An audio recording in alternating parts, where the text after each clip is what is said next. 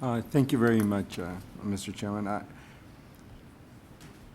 We went through all of the exercises. We went through all of the studies with Finch Avenue. We went through it all. You're going to revisit the same thing. All the reports are there. You don't have to do any work.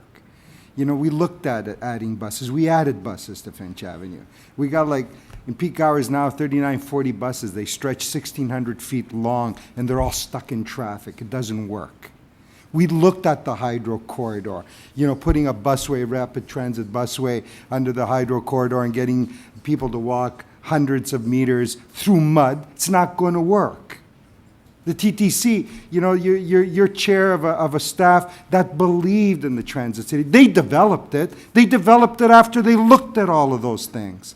They looked at the money available. They looked at what was feasible, what was doable, and that's what they came up with. They all believe that. You preside over a group of people that believe and is committed to a plan. Now, all of a sudden, you folks come along and say, well, you know, well, let's go back to all these fancy acronyms, TIFs and I don't know, tax increment financing and all of these other, you know, magic bean kind of scenarios. Well, you know what? I was at the corner of Keele and Finch some 22, 23 years ago when the Peterson government announced the Spadina subway extension to York University. I was there. I was fresh out of university. I had no gray hair. I was the local counselor. Everybody was really excited. You know what? I'm going to be a retired guy with like a full head of gray hair when the subway station opens up there. It's taken 27 years. 27 years since that first announcement, and everybody agreed. Everybody. And the money was available, not from magic bean scenarios, not from increment financing and TIFs and all of this other thing. It was available from the provincial and feds and the traditional formulas, and everybody was committed to it. 27 years. So we did all of that work on Finch Avenue. We looked at all of that stuff. You're just going to go back to, you know, hocus pocus stuff. You have a plan. Here's what you're really doing. Provincial government had announced $8.7 billion initially for the entire transit city through Metrolinx. Committed to it. There's the money. It's their money. We had proceeded to build it. Much of it is underway. Over a year and a half's worth of work has been done on Shepherd Avenue. 15 million plus dollars have been spent on Finch. Lands have been acquired. Through the various committees, you gave expropriation rights and all of the rest of it.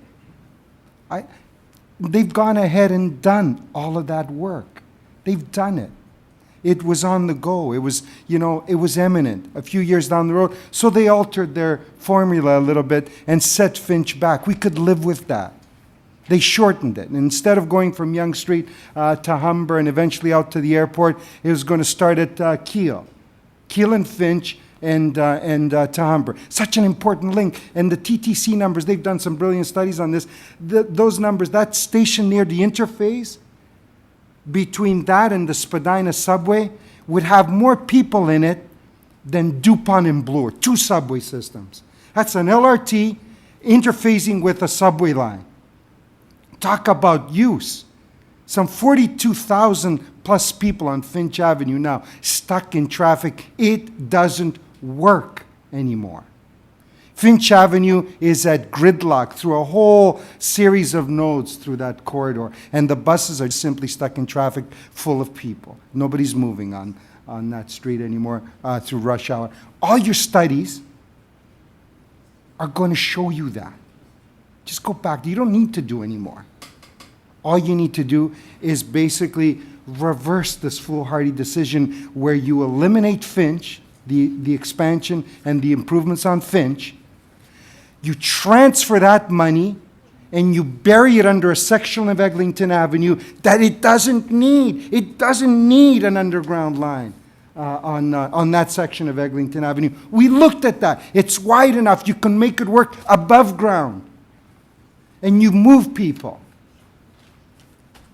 But because of some foolhardiness, you know, that money is now being transferred onto Eglinton Avenue. And this street here is being left for another 30, 40, 50, 60 years without any kind of real improvement to it. And that just simply can't be allowed to happen.